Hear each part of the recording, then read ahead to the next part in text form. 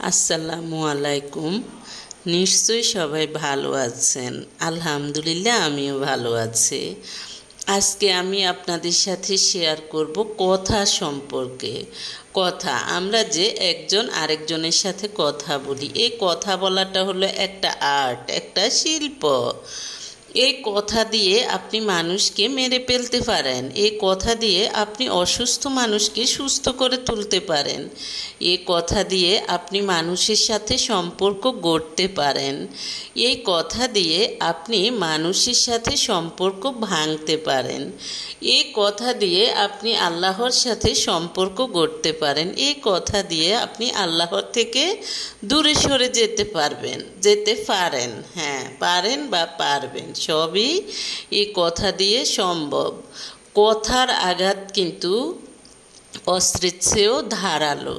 তবে সেই কথা জানতে হবে, কোথায় কিভাবে কথা বলতে হবে, কোথায় আপনাকে কি জবাব দিতে হবে, সেটা আপনি প্রাসঙ্গিক বুঝে, অর্থাৎ সময় বুঝে আপনি উত্তর দিবেন। অনেক মানুষ আছে, দেখা যায় যে মানুষকে অপ্রয়োজনে ছোট করে কথা বলে, অপ্রয়োজনে আঘাত করে কথা বলে, বা সুন্দর করে কথা বলা জানে না, মার্জিত। যেমন একজন মানুষের সালামের উত্তর নিয়ে সুন্দর করে কেমন আছো, এই ধরনের কথাটাও বলার মাধুর্যতা নেই। দেখা যায় যে রুক্ষ টাইপের মানুষের মুখ যেমনই হোক, কথা বলার আর্ট দেখলেই ওই মানুষের ভালো লাগে। আর যত সুন্দর মানুষই হোক, কথা বলার মধ্যে যদি মিষ্টি না থাকে বা কথা বলার মধ্যে যদি মাধুর্যতা না থাকে, তখন ওই মানুষকে যত সুন্দরই হোক কেউ পছন্দ করে না। হ্যাঁ, প্রত্যেক ব্যক্তিকে নিজের আমলের জবাব দিতে হবে, এটা কিন্তু সকলের মনে রাখা উচিত। যখন মানুষ নিজেদের দোষ ত্রুটি থেকে বেখবর হয়ে যায়, নিজেদের খারাপের সংশোধনের ফিকির থাকে না, অর্থাৎ নিজের কি দোষ আছে সেটা দেখে না, শুধু অন্যের